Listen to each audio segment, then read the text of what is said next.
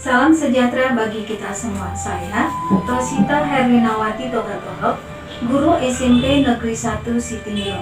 Saya merupakan salah satu peserta Diklat CKS Kabupaten Dairi tahun 2021. Pada tahapan Diklat CKS ada 4 tahapan yang dilalui. Yang pertama OJT 1, yang kedua IST 1, yang ketiga OJT 2, yang keempat IST 2. Pada tahapan OJT 2, peserta Diklat CKS wajib melaksanakan yang pertama, rencana proyek kepemimpinan atau RPK di sekolah asal atau magang 1, yaitu di SMP Negeri 1 Sitinjau. Kemudian yang kedua, pelaksanaan PK atau peningkatan kompetensi di sekolah magang 2, SMP PKMI atau SMP Metodis Sidikalang. Yang ketiga, melakukan kajian manajerial di sekolah magang 1 dan magang 2. Pada bagian pertama, saya akan menguraikan kegiatan RPK di sekolah asal, yakni SMP Negeri 1 Sitinjau. Dalam masa pandemi COVID-19 ini, SMP Negeri 1 Sitinjau tidak luput dari segala macam masalah pembelajaran jarak jauh. Dan pada kenyataannya, sebagian guru belum memberikan pembelajaran secara optimal. Tanpa adanya tatap muka dalam pembelajaran membuat siswa kurang aktif. Dari observasi rapor mutu 2020 dan observasi di lapangan SMP Negeri 1 Sitinjau, permasalahan yang muncul adalah pada standar proses, yakni adanya guru yang belum membuat dan memanfaatkan media pembelajaran dalam mode daring secara efektif.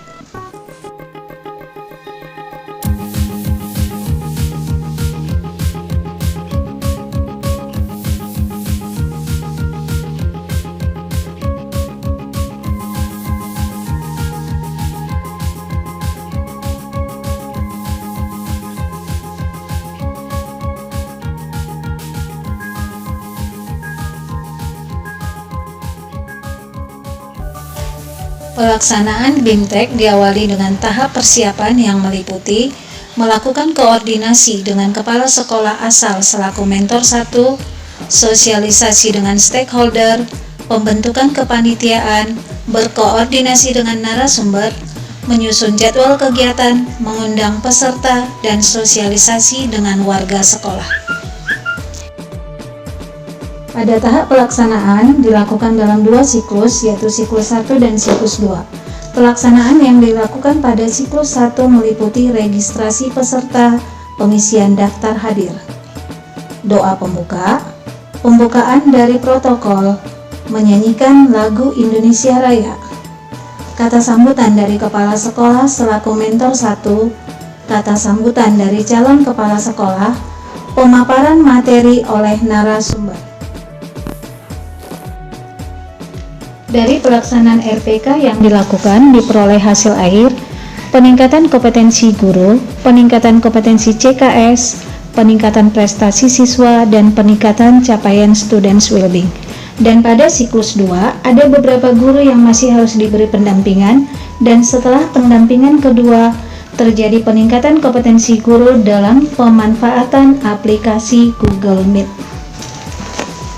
Ya, jadi dengan Google Meet itu anak saya jadi belajarnya lebih teratur, sangat bagus buat anak-anak di masa pembelajaran online. Google Meet itu sangat berarti, sangat banyak memberi manfaat bagi saya sendiri sebagai tenaga pendidik.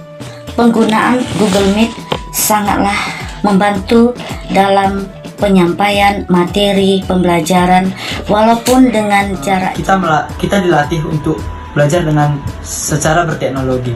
Saya dapat melihat guru menjelaskan pelajaran seperti biasanya saat masuk sekolah sebelum datangnya COVID-19 di Indonesia. Bagian kedua, saya akan melaksanakan peningkatan kompetensi PK di Sekolah Magang 2 SMP Metodis Sidikalang.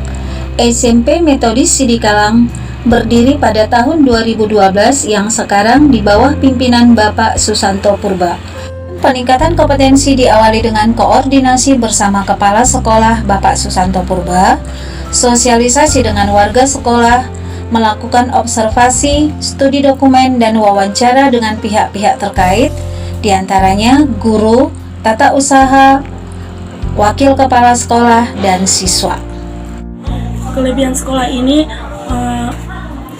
belajar bahasa Inggris yang diajari untuk berbahasa Inggris dengan percakapan oleh Memputri Purba. Di hasil pelaksanaan PK diharapkan yang pertama, meningkatnya kompetensi calon kepala sekolah berdasarkan AKPK dalam kompetensi kewirausahaan.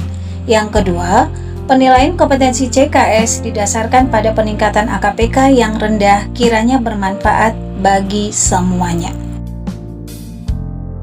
Pada bagian ketiga, calon kepala sekolah akan melaksanakan kajian manajerial di sekolah magang 1 dan sekolah magang 2. Kajian manajerial dilakukan dengan tahap persiapan, pelaksanaan, dan pencatatan hasil. Untuk tahap persiapan, calon kepala sekolah melakukan koordinasi dengan kepala sekolah, mempersiapkan rapor mutu sekolah magang, menentukan jadwal, dan mempersiapkan matriks kajian manajerial. Pada tahap pelaksanaan, mengidentifikasi rapot mutu, menetapkan aspek atau komponen yang akan dikaji, mempertimbangkan aspek komponen yang menjadi prioritas, mencatat capaian aspek yang menjadi prioritas, melakukan pengamatan dan wawancara, merumuskan kekuatan dan peluang dari komponen yang akan dipertimbangkan kondisi nyatanya, dan yang terakhir merumuskan tantangan dan membuat rekomendasi strategi untuk peningkatan capaian. Demikianlah laporan unjuk kerja pelaksanaan RPK, PK, dan kajian manajerial. Terima kasih.